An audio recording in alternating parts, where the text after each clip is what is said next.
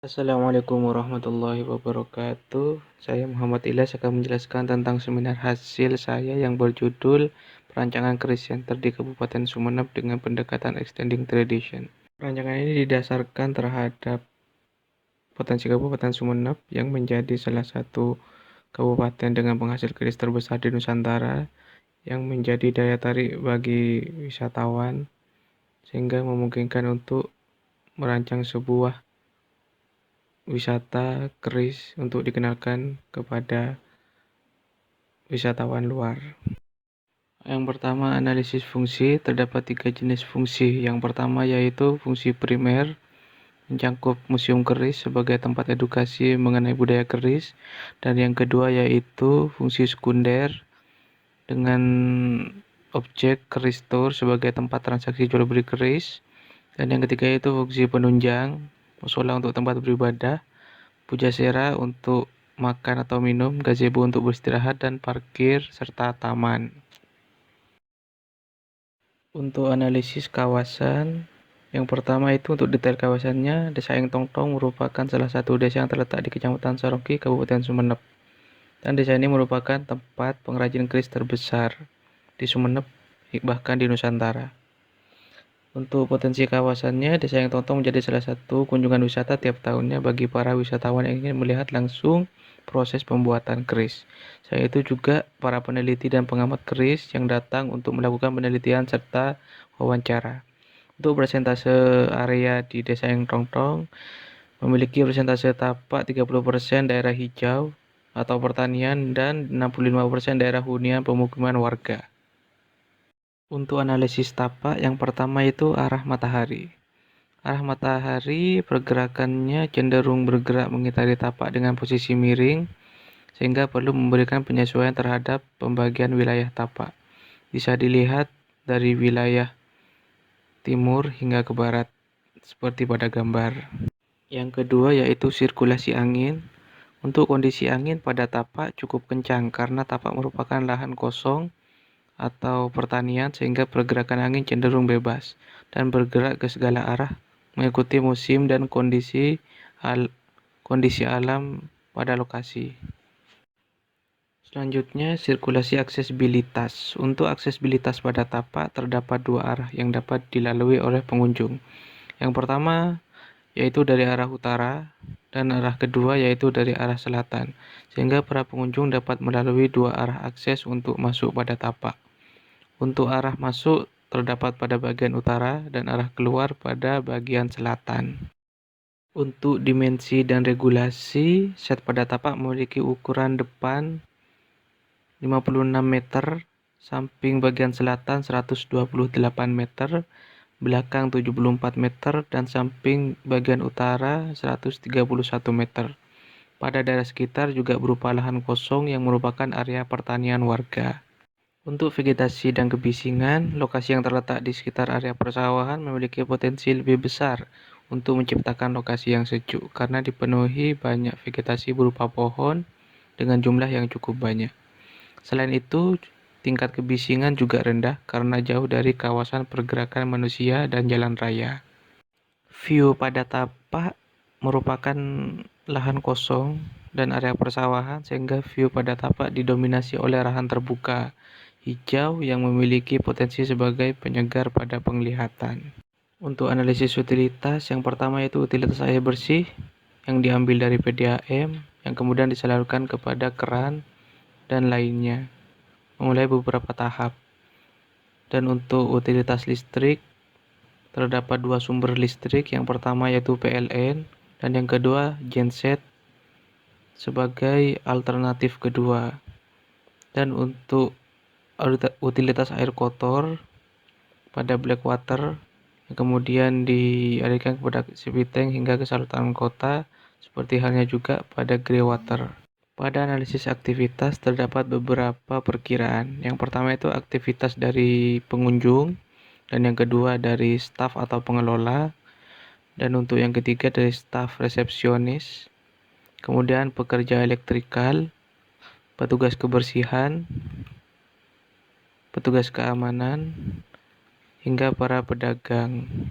Untuk analisis besaran ruang, yang pertama pada museum terdapat ruang lobi, ruang pameran, gudang, ruang karyawan, hingga toilet umum untuk laki-laki dan perempuan.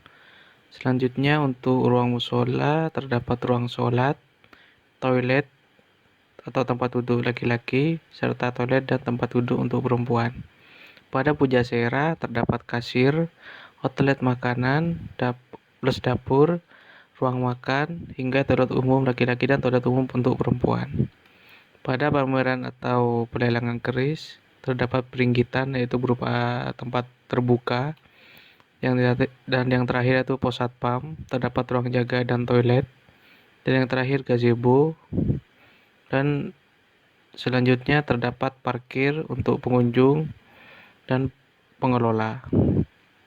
Untuk selanjutnya juga terdapat analisis kebutuhan ruang yang mencakup aksesibilitas, pencahayaan, baik alami ataupun buatan. Untuk setelah itu penghawaan baik alami atau buatan, ketenangan, view keluar dan ke dalam, hingga kebersihan serta saluran sanitasi. Dan untuk diagram keterkaitan ruang, yang pertama yaitu pada museum, bisa dilihat pada gambar. Yang kedua pada pujasera, dan yang ketiga dan keempat yaitu pada musola serta keris tour atau pelelangan keris. Setelah itu penentuan blok plan pada tapak dengan pembagian wilayah objek bangunan, dan untuk pembagian tata masa atau tata letak bangunannya. Untuk analisis bentuk yang pertama yaitu penerapan bilah keris pada atap sehingga memiliki bentuk yang lonjong pada bagian atas menyerupai bentuk bilah keris. Bisa ditunjukkan pada gambar berikut. Dan untuk bentuk yang selanjutnya yaitu menerapkan pada bentuk dari warangka keris, di mana warangka keris memiliki bentuk menyerupai daun pada bagian ujung dan bentuk perahu pada bagian bawah. Maka diterapkan pada bagian atap dengan bentuk tersebut dengan modifikasi yang menyesuaikan. Untuk selanjutnya analisis bentuk pada kolom, di mana menerapkan pada bentuk hulu dari keris yang memiliki karakteristik dengan bentuk ukiran yang menyerupai bentuk-bentuk dari alam sekitar, sehingga dengan modifikasi dari tersebut diterapkan pada kolom bangunan, tepatnya pada museum. Untuk bentuk bangunan pada dasarnya berbentuk persegi, seperti halnya pada bangunan tradisional sebelumnya, hanya saja menyesuaikan dengan fungsinya dari setiap bangunan pada objek rancangan, sehingga menyesuaikan dengan bentuk dan kebutuhan. Untuk analisis pada fasad, yaitu untuk bentuk fasad mengambil dari pamor keris yang memiliki tekstur nyata dan terinspirasi dari bentuk alam, sehingga diterapkan pada bangunan dengan memberikan garis-garis yang memberikan kesan nyata seperti halnya pada pamor keris. Kurang lebih untuk tampilan penuh pada fasad bangunan sebagai berikut.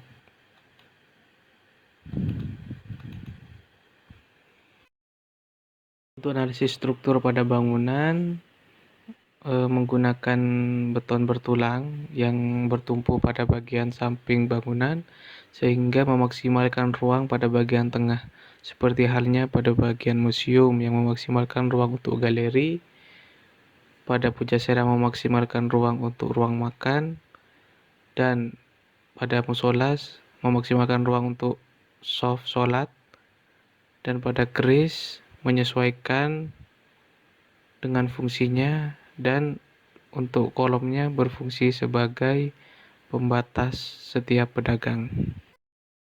Untuk konsep dasarnya saya mengambil pada keris Madura Style, di mana mencangkup pada fakta di lingkungan, isu-isu yang terjadi, serta makna hingga pendekatan yang nanti diterapkan pada objek rancangan dan objek bangunan, hingga masukkan pada nilai-nilai Islami yang sudah dimasukkan sebelumnya.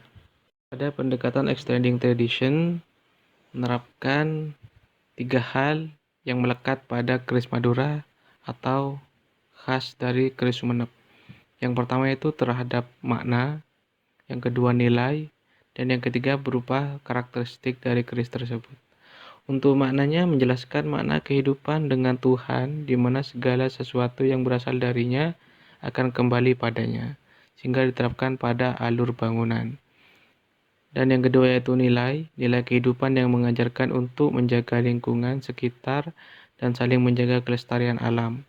Maka dari itu memaksimalkan ruang terbuka hijau untuk menjaga kondisi alam sekitar. Dan yang ketiga yaitu berupa karakteristik yang terdiri dari beberapa bagian, yaitu terdapat pada warangka dan bilah keris. Dan yang kedua yaitu pada pamor keris. Dan yang ketiga pada hulu keris yang nantinya diterapkan pada bentuk bangunan sebagai dasar bentuknya. Untuk konsep tapak, yang pertama terdapat akses khusus yang digunakan sebagai akses kedua pada tapak yang diperuntukkan untuk jalur evakuasi darurat, pedagang dan lainnya selain pengunjung utama. Untuk entrance pengunjung utama, yaitu keluar masuknya terdapat pada museum agar memiliki kesan pada lokasi rancangan sehingga dapat melihat pada saat masuk maupun saat keluar dari objek rancangan. Dan yang ketiga, akses kendaraan. Untuk akses masuk terdapat pada bagian utara dan untuk akses keluar terdapat pada bagian selatan. Dan untuk parkirnya memaksimalkan pada bagian depan. Dan yang selanjutnya untuk RTH, lahan terbuka hijau pada tapak bertujuan untuk memaksimalkan daya resapan pada tapak dan juga berfungsi sebagai untuk penempatan vegetasi. Dan yang terakhir itu taman dan gazebo. Taman dan gazebo ditempatkan pada posisi belakang sebagai tempat istirahat bagi para pengunjung dan juga wilayah tertentu untuk potensi view yang baik. Dan selanjutnya untuk konsep bentuk, yang pertama itu fasad bangunan. Fasad dibagi menjadi dua. Yang pertama fasad tertutup pada bangunan yang menggunakan kaca pada bagian dalam, dan untuk bagian luar menggunakan kayu dengan bentuk bergaris untuk menggambarkan pamor pada keris. Selain itu, fasad dengan bentuk tersebut juga berfungsi agar cahaya matahari dapat masuk dan dalam ruangan, seperti halnya pada ruangan galeri dan juga musola. Dan yang kedua, fasad terbuka. Fasad terbuka digunakan pada bangunan keristor dan pujasera agar bisa menyatu dengan alam sekitar. Dan untuk struktur bangunan pada objek menyesuaikan kebutuhan ruang pada setiap bangunan, seperti halnya pada galeri dan musola yang memaksimalkan kolom pada bagian samping untuk memperoleh bentangan ruang yang luas dan kolom yang relatif sejajar pada keristor dan pujasera sebagai pembatas atau sekat dari beberapa pedagang. Untuk warna dan material, yang pertama yaitu warna. Warna pada bangunan menggunakan warna coklat terang pada bagian kolom dan coklat muda pada bagian fasad. Pada dinding digunakan warna abu-abu, tujuannya agar untuk menampilkan karakter tradisional. Dan yang kedua material, pengguna material kayu pada fasad bangunan untuk menciptakan kesan tradisional pada bangunan dan nilai-nilai gambaran kehidupan sekitar. Untuk konsep ruang pada museum dibuat semaksimal mungkin pada bagian galeri untuk menciptakan ruang yang luas sehingga memudahkan para pengunjung untuk melihat keris dan benda lainnya yang ditampilkan atau dipamerkan sehingga sirkulasi menjadi lebih nyaman bagi para pengunjung. Selain itu, jendela kaca pada museum juga memberikan efek dan kesan menyatu dengan alam sehingga dapat memanfaatkan pencahayaan alami dan sinar matahari langsung agar memperoleh pencahayaan yang cukup sehingga memberikan tampilan yang menarik pada interior bangunan. Dan pada ruang keristor dan pujasera dibuat terbuka sehingga para pengunjung yang sedang makan minum atau transaksi keris bisa sambil menikmati pemandangan sekitar dan memberikan sirkulasi udara yang maksimal. Untuk pemaksimalan ruang pada musola sehingga tidak memutuskan soft sholat dan memberikan kenyamanan bagi jemaah yang menunaikan ibadah sholat. Untuk konsep struktur, seperti hal yang dijelaskan sebelumnya, untuk pada museum, penggunaan beton bertulang yang menjadi tumpuan utama pada bagian samping, sehingga dapat memperoleh ruang maksimal di dalamnya. Untuk berikan tampilan luas tanpa adanya sekat. Seperti halnya juga pada pujasera, pemaksaan struktur pada bagian samping untuk menciptakan ruang yang cukup luas pada area makan.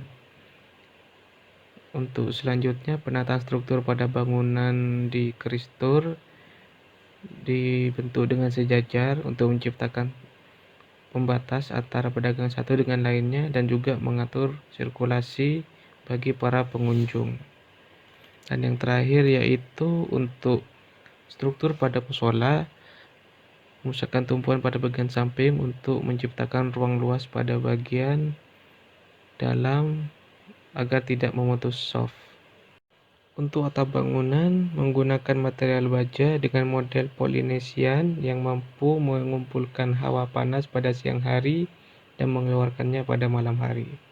Dan untuk pondasi, penggunaan struktur pondasi cakar ayam pada struktur bangunan dikarenakan jenis tanah pada tapak merupakan jenis tanah yang memiliki tekstur lunak karena tapak merupakan area persawahan di mana memiliki kadar air yang cukup tinggi, sehingga untuk pemilihan pondasi ini sangat tepat untuk membantu penahanan bangunan pada tanah. Konsep utilitas yang pertama, utilitas air bersih, di mana disalurkan melalui dari PDAM menuju ke meteran air, lalu diteruskan ke underground tank, yang kemudian dipompa menuju tanduan atas. Dari tanduan atas kemudian dipompa menuju keran dan lainnya. Dan yang kedua yaitu air kotor, terdapat dua. Yang pertama itu black water yang dibuang melalui kloset, kemudian menuju septic tank, yang kemudian dialirkan ke bak kontrol, kemudian sumur resapan hingga ke saluran kota. Dan yang kedua yaitu grey water dari kamar mandi yang kemudian disalurkan ke bak kontrol, kemudian sumur resapan, lalu dibuang ke saluran kota. Dan untuk utilitas listrik, di mana yang pertama itu dari PLN yang diteruskan ke gardu trafo, kemudian ke meteran, terus ke ATS hingga ke panel dan ke hal lainnya berupa jaringan equipment penerangan dan pompa dan lain-lain. Dan untuk alternatif kedua yaitu dari genset yang diteruskan ke ATS, kemudian ke panel, kemudian ke panel yang lain dan menuju ke jaringan hingga kebutuhan lainnya. Dan yang terakhir yaitu utilitas sampah, yaitu penempatan sampah pada setiap sekitar objek bangunan bertujuan untuk memudahkan petugas kebersihan dalam membersihkan dan mengumpulkan sampah untuk dibuang ke pembuangan akhir. Sekian presentasi dari saya, kurang lebihnya mohon maaf. Wassalamualaikum warahmatullahi wabarakatuh.